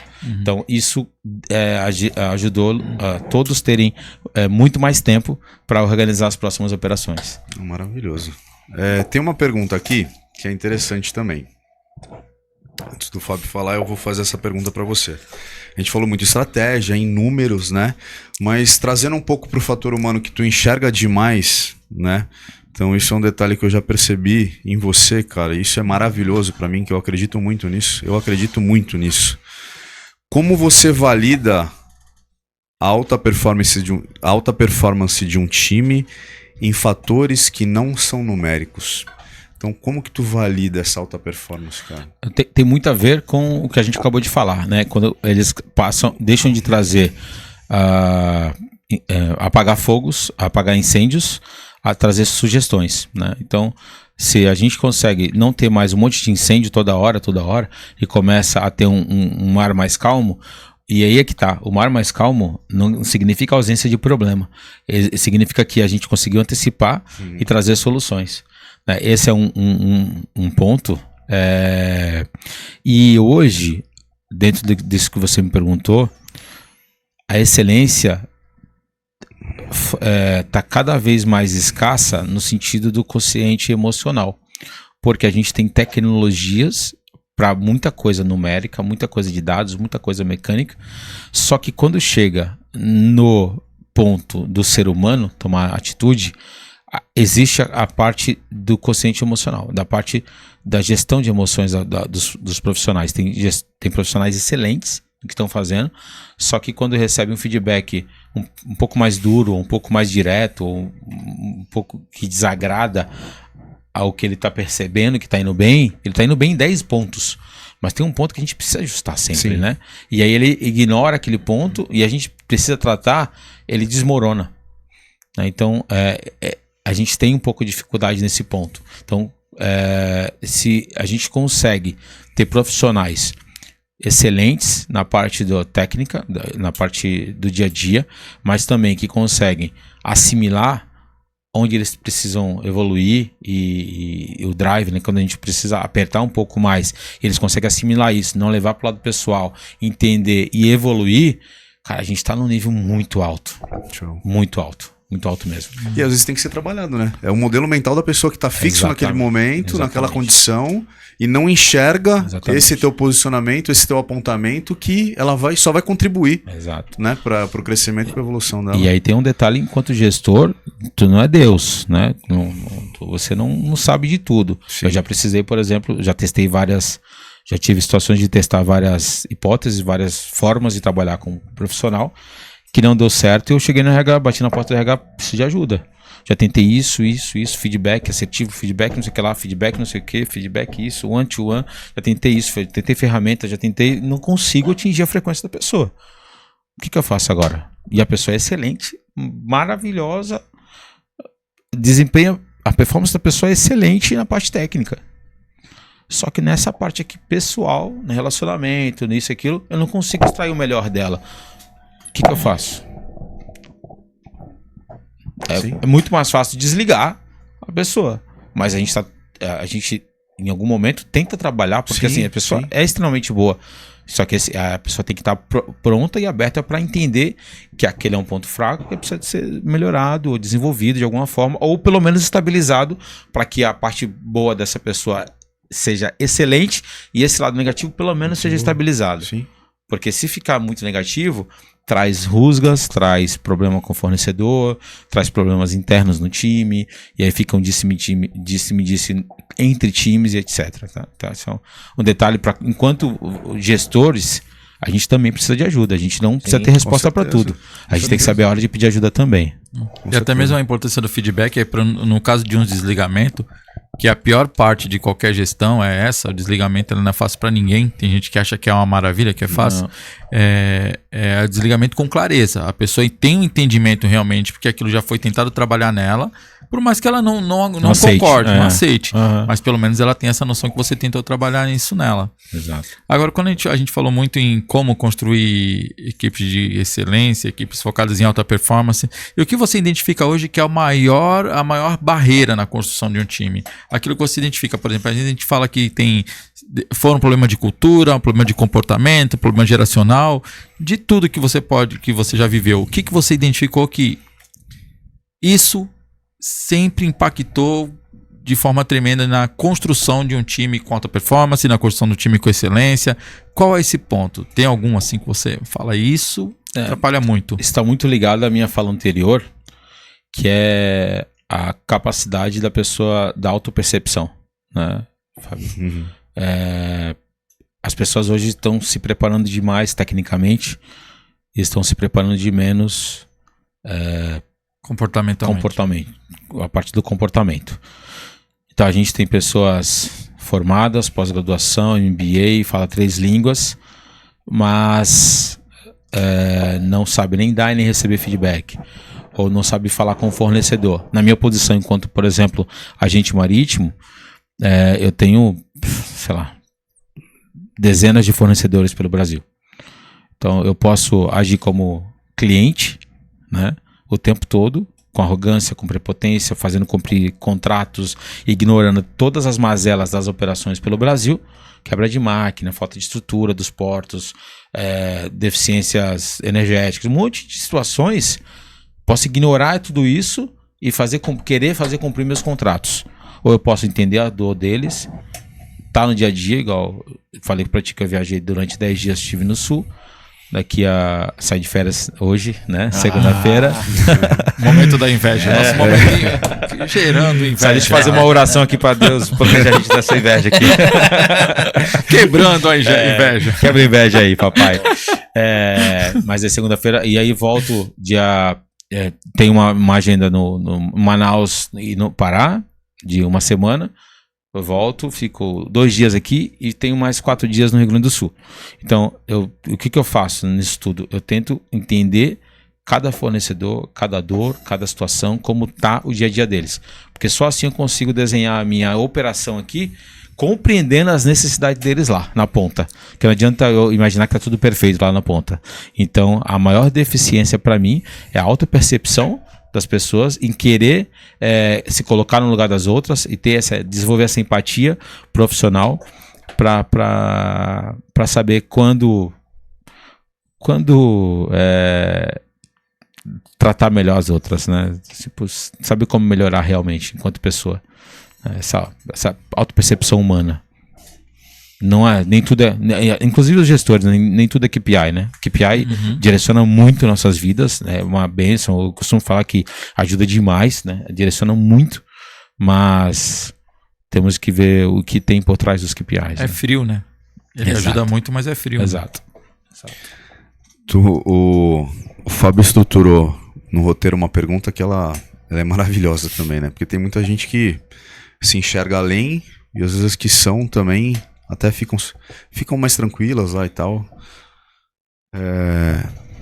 Até para receber retornos e feedbacks, mas você como gestor, né? Você como líder, como você trabalha as pessoas que se consideram excelentes e as que realmente são excelentes? Como que tu faz esse trabalho? Porque tem muita gente... Tem muita testa suada achando que é mente brilhante, né?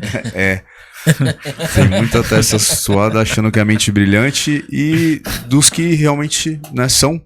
Como é que tu trabalha isso? Que é um desafio também gigantesco, né? Pessoas, não? Pessoas são sempre um desafio. Na verdade, isso é simples, para quem está no dia a dia. Parece complexo, mas é simples. Para as pessoas que acham, né, que estão já num status cinematográfico aí. Sim.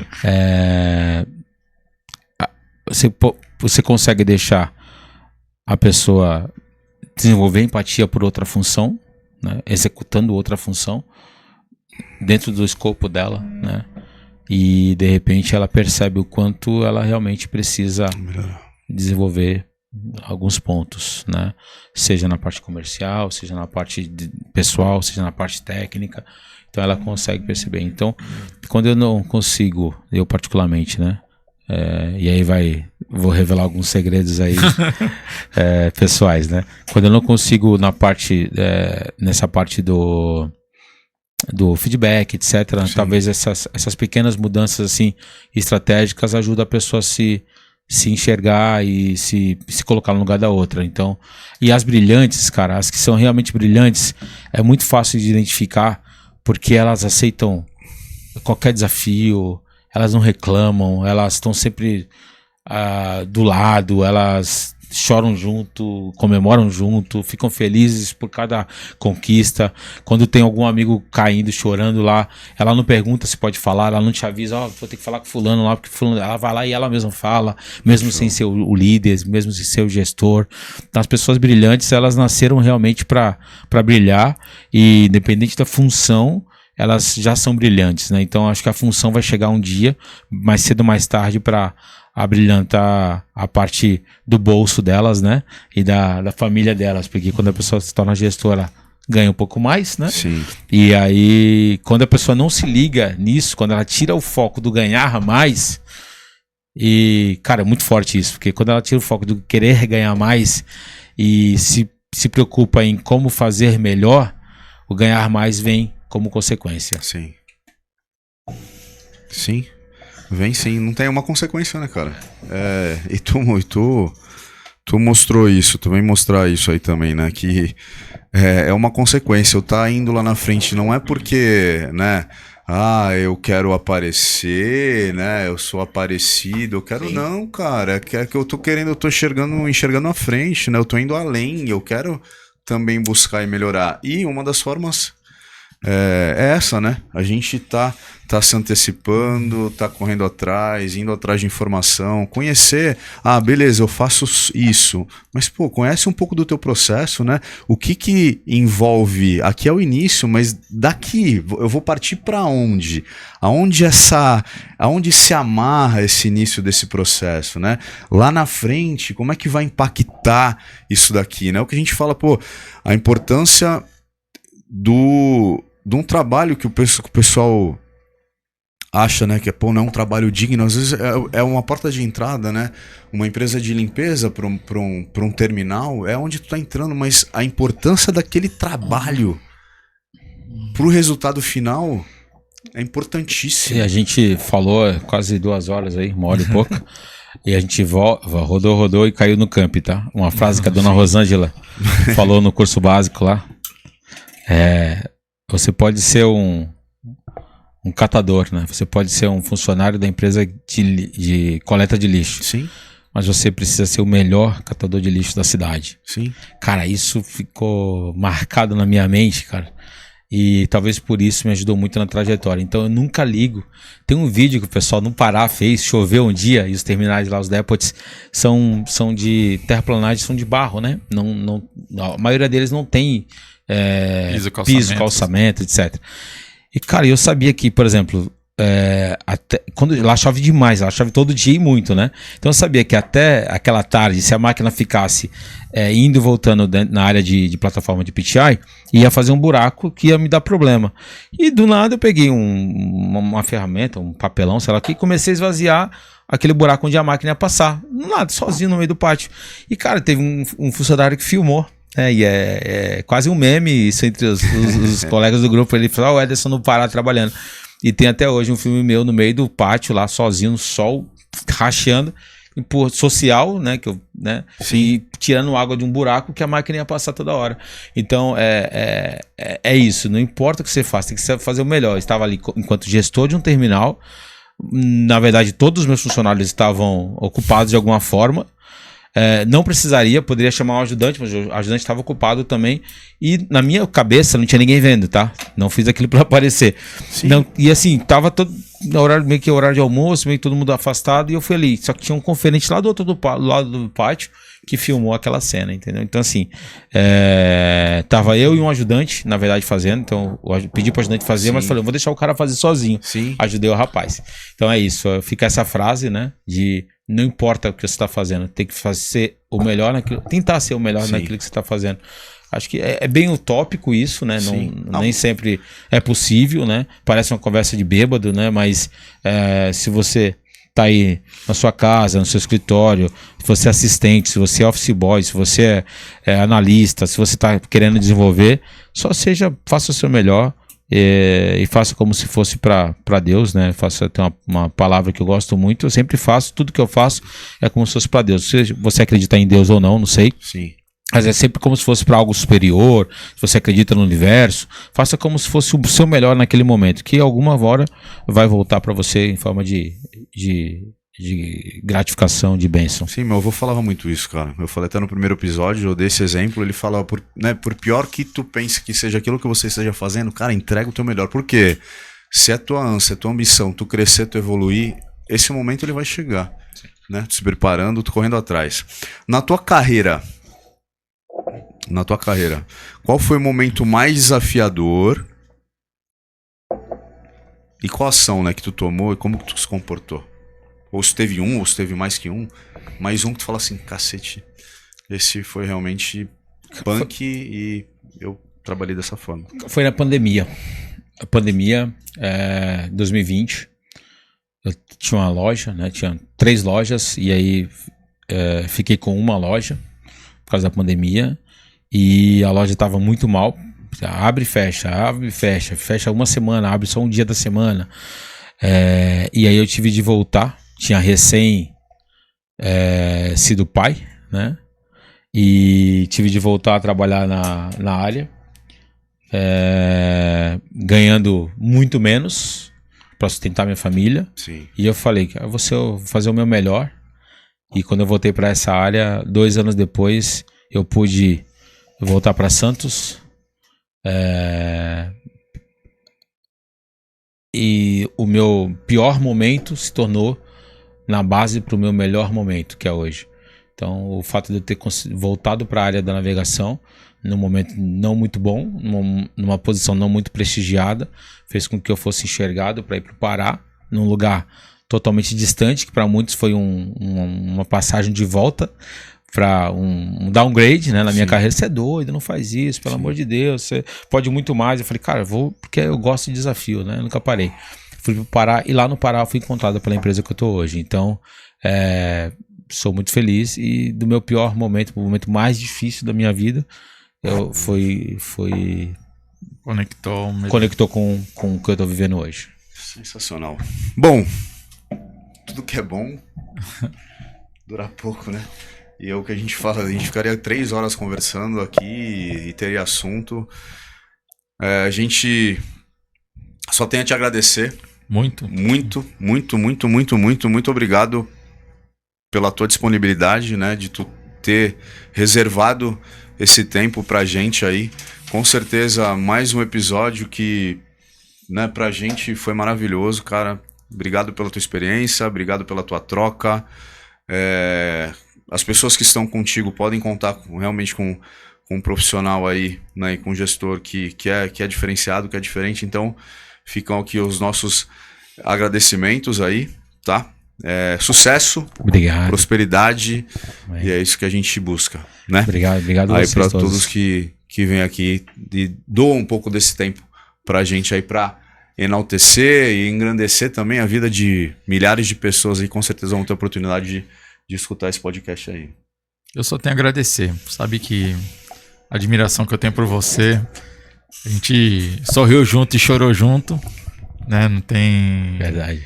Uma curta história que foi bem intensa ali em tudo que a gente passou, cara.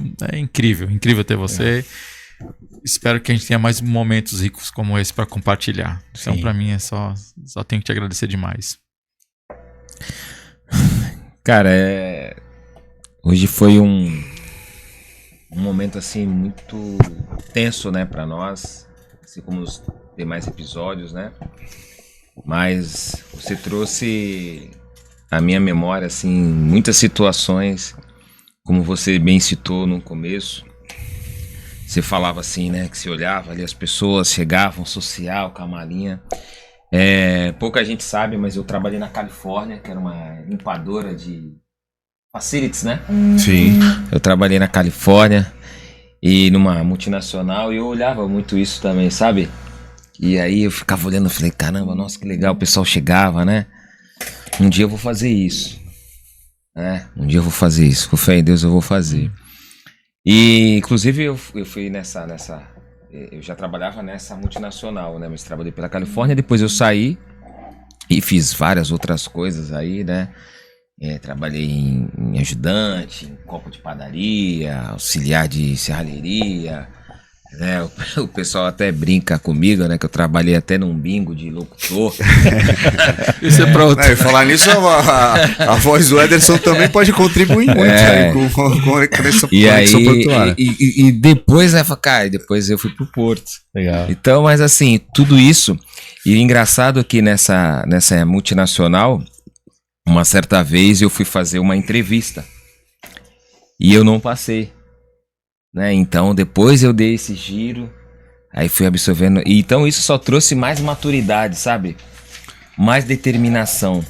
Porque assim como você, cara, não era o que eu queria fazer, não desmerecendo nenhum lugar por onde eu passei, mas é muito importante, você tem que formar um propósito, né? Sim. Tem um americano, não sei se você já leu esse livro, Liderança Empreendedora, é Dave Ramsey, é um americano. Ele é cristão até. E ele fala no livro, uma das falas no livro, ele fala assim: ganhar dinheiro é uma meta vazia. Busque algo que você ama verdadeiramente fazer, porque quando os dias difíceis chegar, você vai ter motivos para você continuar avançando. Boa. Então, isso me marcou demais. É um best-seller até, né? Do New York Times, ele já vários prêmios. É um livro, não é muito de cabeceira, é um livro de 300 páginas, né? Então as pessoas têm que gostar e têm que ter paciência. Uhum. Mas ele tem uma mensagem muito profunda, né? Que ele fala que todo líder é empreendedor, e, enfim. E eu mergulhei muito você falando, né, cara? Eu fiquei pensando assim na mesma coisa, muito igual, né? E aí eu determinei até o dia que eu entrei e fui galgando, estudando, e os nãos, né? Uma das coisas que eu falei aqui, os nãos formaram muito o meu caráter. Sim. Os não, eles não me neutralizaram, porque os nãos, ele não é pra te dizer que você não é capaz, que você não vai avançar, que você não pode. Ele é simplesmente um desafio que você para superar e melhorar algo, Sim. né? Então, isso me ajudou demais. Então, assim, pô, cara, você me fez viajar aqui em muitas coisas, né? Bom demais, cara. Foi um exame assim, eu falei, Demais. caramba, eu pensei a mesma coisa, isso aconteceu, e até o dia em que eu me vi naquela condição, fui para a matriz em São Paulo, dessa multinacional, fiquei ali, né, hospedagem em hotel 5 estrelas, os melhores treinamentos, né, que as empresas investem muito. Sim. E eu me vi muito, né, Deus me fez viajar no tempo, falou, aquele pensamento hoje se realizou, né? Então, fui muito grato, assim. E esse é o poder, né? As palavras que você foi falando e fui colocando aqui, escolhas, determinação, né? Isso, você não precisa ter idade, né? A princípio a gente tá falando, né, de um jovem que entra no campo, mas, cara, tenha determinação. Tenha boas escolhas, tenha boas relações, né? O Fábio, uma vez, ele trouxe muito essa fala assim, cara, o poder do relacionamento, né? Você tem que ser realmente, ser seleto, né? O que te agrega, o que as relações agregam pra sua vida? Hoje você vai falar isso pro jovem, às vezes ele, talvez, dependendo, né? Ele vai ignorar, ou ele vai criticar, ou ele vai entender, né? Esse é um desafio. É um desafio. Eu tenho um filho de 14, eu tenho 4 filhos, né? Esqueci de falar deles. Um de 10, 11, 14 e 15. Quando a gente fala de amizades, relacionamento, parece que a gente tá falando pro vácuo, mas realmente relacionamento é a base de muita coisa. E eu sempre tô no meio, né? Falando, você é a média das 5 pessoas com quem você convive. Então a gente tem que estar ligado nisso o tempo todo. Verdade. E eu raramente estou feliz quando eu tô na mesa e eu sou o que mais sei. Então eu tô sempre buscando a mesa que eu seja o que menos sei alguma coisa. Então hoje eu tô aprendendo com vocês também. Tô feliz de estar aqui com vocês. Obrigado pela oportunidade de falar um pouco da minha história, né? Para todos os meus amigos. Queria deixar um abraço para todos os meus amigos aí da empresa.